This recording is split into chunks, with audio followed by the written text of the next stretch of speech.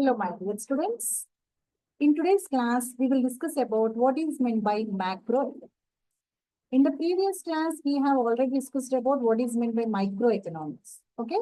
As you know, in the year 1933, a Norwegian economist, Ragnar Frisch, first time used the words micro and macro to explain about the different issues or economic problems faced by the different countries in a different ways.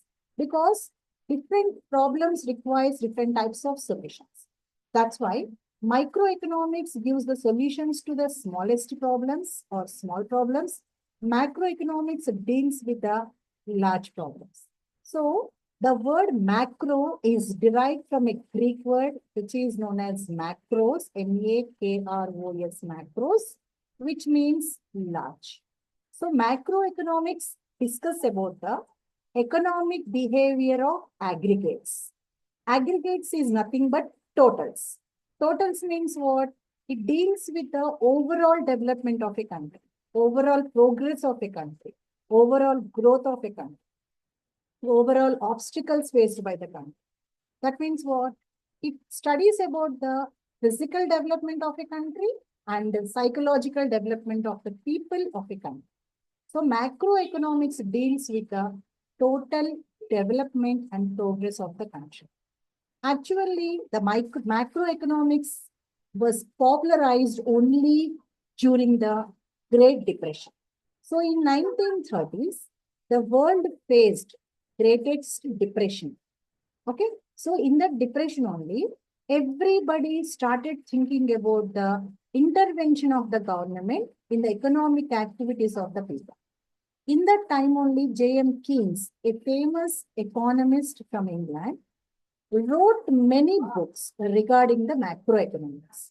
So in that macroeconomics, he discussed about the problems faced by the country, like inflation or unemployment problem or poverty problem. Okay, so macroeconomics deals with the overall progress of the country. It studies about the economic behavior of the totals, aggregates in a country. So this macroeconomics is also known as income and employment theory. Why? Because in macroeconomics, we discuss about how to increase the income of the country, how to create the employment opportunities for the reduction of unemployment problem. Because unemployment is the biggest threat to the progress of the country. That's why it is very, very necessary for every country to reduce the unemployment problem, to increase the employment opportunities. So this is the biggest task of today's modern economies. This biggest task can be solved, or this challenge can be solved through the macroeconomics only. That's why it is also known as the income and employment. Okay, and macroeconomics deals with the wholesale prices. Now, what is meant by wholesale prices? That is nothing but how the prices of the farmers, prices of the crop which was cultivated by the farmers is determined. How the products which are produced in the industry at the industrial areas are determined. All these things are discussed in the macroeconomics. Okay, that's why macroeconomics deals with the wholesale prices. If you study the macroeconomics, you can understand the full equilibrium or complete equilibrium in the country. And macroeconomics was completely popularized by J.M. Keynes. So it deals with the overall development and progress of the country. Now we will discuss about different concepts or different parts of macroeconomics. So first thing, macroeconomics deals with the national income and output. Now, national income means the income of the country in 1 year. Okay, the income received by the people from all the people in 1 year is known as the national income.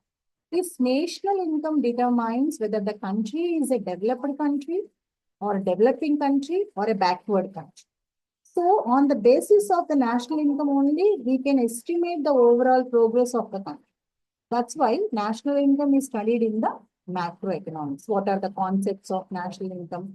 What are the measuring methods of national income? What are the problems faced by the country when it is measuring the national income? What is the role played by the national income in the overall development of a country? All these discussed in the macroeconomic analysis. And the next point is we discuss about the external value of money. Okay, so external value of money means what? So Indian currency is rupees. Foreign currency, some of the foreign currency, that is America's currency, is dollars. So when compared to the dollars, the rate of rupee is decreasing. What are the reasons for decreasing the value of rupee? What are the reasons for the increasing the value of dollars can be understood if you study the macroeconomics completely. Next point is we'll discuss about the balance of trade and balance of payment.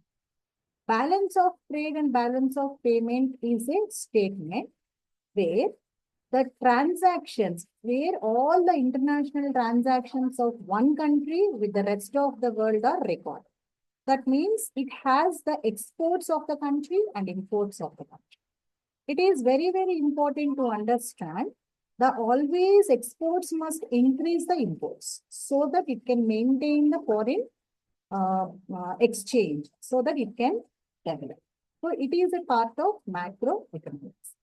And next point is, in this only, we will discuss about the general price level. So general price level, as we already discussed about how the price of the wholesale prices of the farmers, of the crops, of the industrial products are determined, can be understood if you study the macroeconomics. And in macroeconomics, we'll study about the savings and investment, because savings play an important role in the development of the country.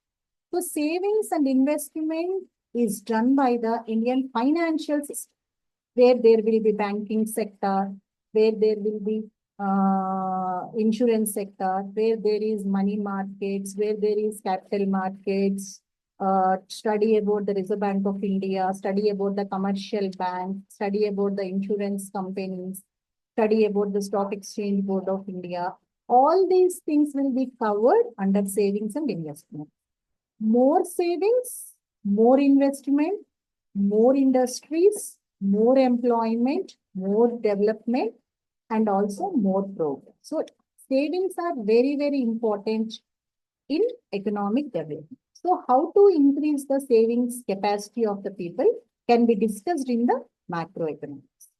And finally, we'll discuss about the employment and growth. Now, what is meant by employment? The people who are willing to do the jobs are able to find the job, that is known as employment. If the employment is generated according to the needs of the country, then there will be no wastage of the human resources.